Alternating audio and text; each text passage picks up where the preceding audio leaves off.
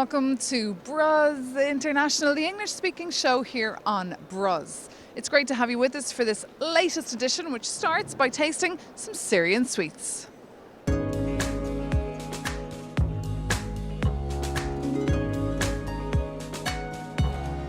The idea of opening this Syrian sweet shop actually came when I was studying at the university, and I was studying management, and I thought that it's a super idea to present this Syrian culture here in Brussels, in international community. I started this business 4 years ago. The first shop was in Sadros, and recently I opened one in Ixelles. In Syrian culture, we call them sweets, and all the Arab area actually they call sweets. But in French, there is no words for this, so we choose pastries, which is a close or confiserie.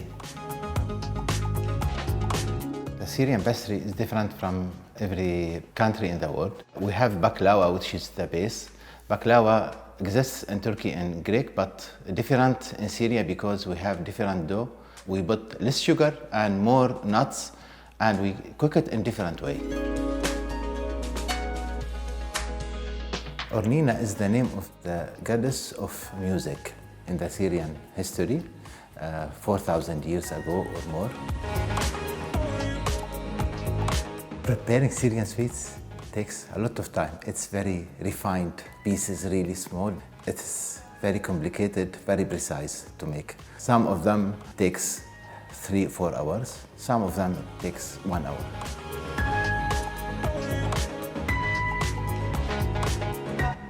Well, now it's time to go to Anderlecht and take a look at Escale du Nord, which is essentially an old factory turned into a cultural centre.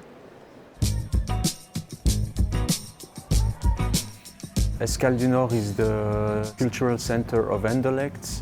Here we are in Scheut.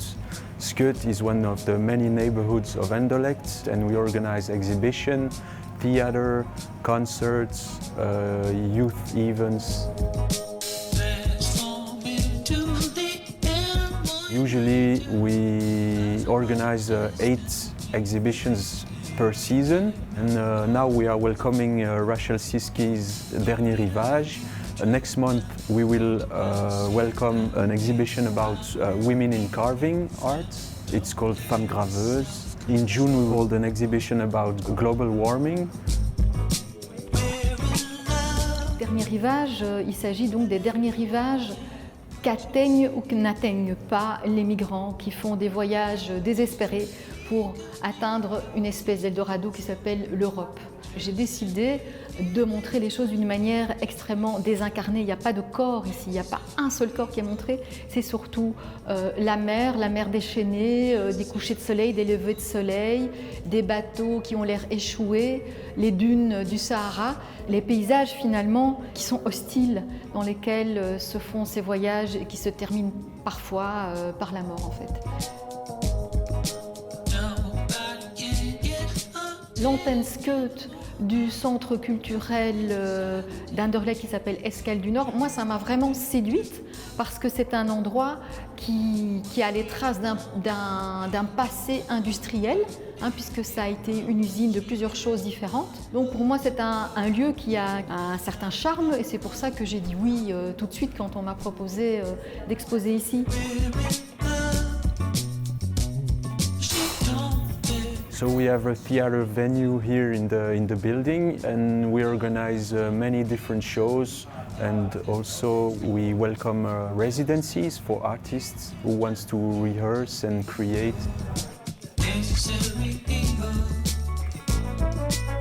Anderlecht is a really diverse commune. There is many kinds of people, many communities, so we don't especially target one kind of public. We have a lot of people, people from a certain age, kids, families, youth. It depends on the type of event we organize. C'est une découverte en toute liberté de l'encre de Chine et des papiers, et je vais leur proposer d'expérimenter la technique du lavis, c'est-à-dire les dilutions, et aussi comment l'encre réagit avec différents papiers. C'est à la fois très technique et à la fois très ludique. le reste, je pense que c'est des gens qui ont juste envie d'apprendre, de découvrir quelque chose, et je trouve que c'est très très chouette, parce que moi je trouve que l'art, c'est vraiment une façon de vivre, mais c'est aussi une façon de se consoler du malheur du monde. C'est à ça que ça sert l'art en fait, ça sert à rendre plus beau, à rendre plus supportable la vie quotidienne en fait.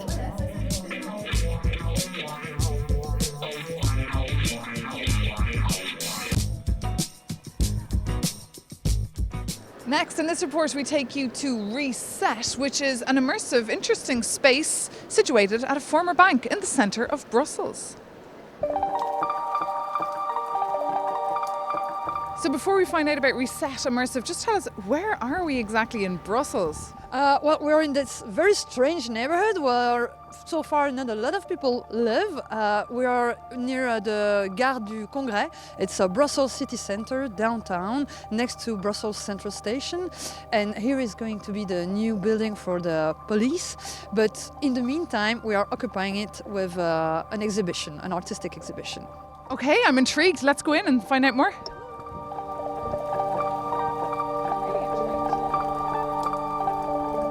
How long has this building been empty like this? At least 20 years, 2 decades, yeah. 2 decades, right. And now you have it for how long? So Reset is going to occupy the building for 2 more years. Reset is this project of temporary occupation of this building made by Artifarti Brussels. It's a non-profit, and they organize clubbing nights that are amazing, but also music events, conferences, and many different cultural events. And one of them is Reset Immersive Whispering Lights that is happening right now, and that's the exhibition I'm about to show you.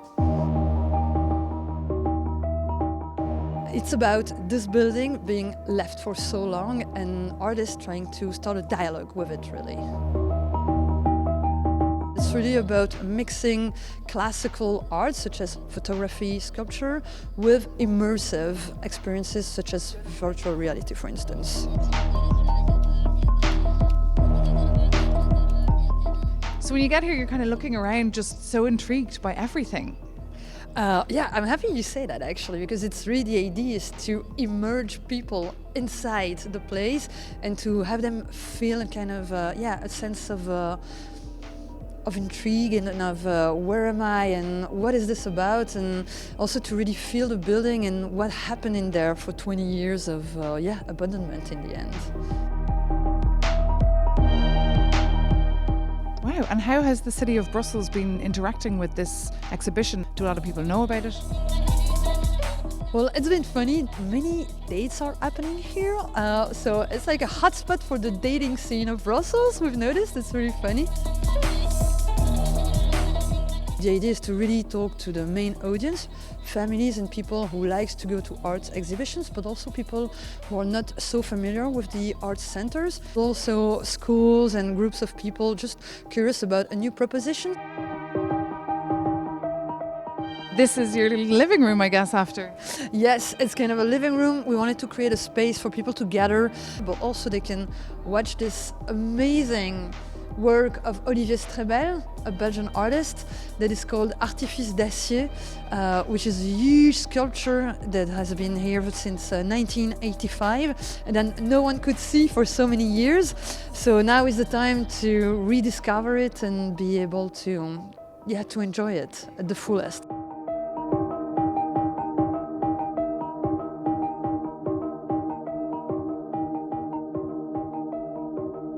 Finally, it's time to meet Megan Browne. She comes from California, but has Irish roots and lives in Brussels.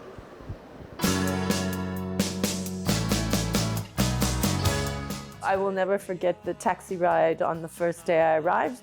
It was a cold, grey day, raining, of course, in March. And I thought, what have I done? But no, in the end, it was a good choice. I'm originally from California, But I did a year of study in Spain, and after that year of my university studies, I knew I wanted to live and work in Europe, where I got my Irish passport. My grandfather, paternal grandfather, was born in Ireland. I found a job, and it was based in Brussels. IT was my profession, I'm a project manager, and art and photography was my hobby.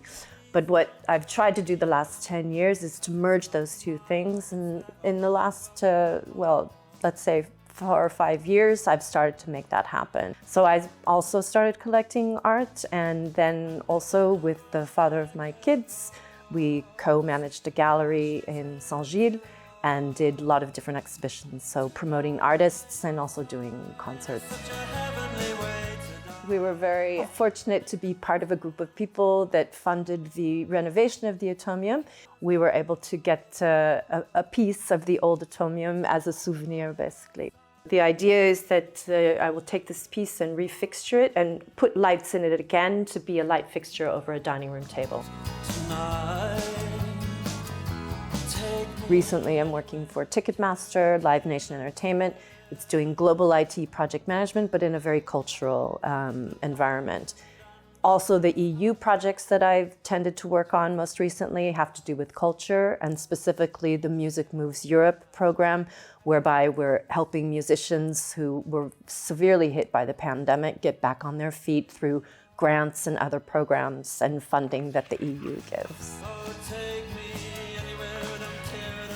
One of my hobbies, as I said, is photography. And in 2004, basically, the commune of Ixelles had a photography contest, which I decided to enter. And I entered and I happened to win.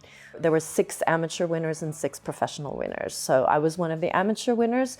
And the photo I took was of the beautiful building in Flagey, the music building in Flagey.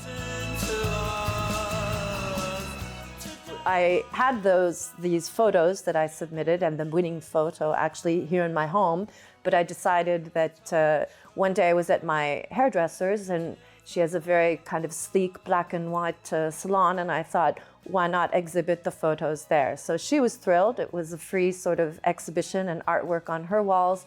I was happy that the photos that I took, and specifically the winning photo, is exhibited and on display and for people to see in public.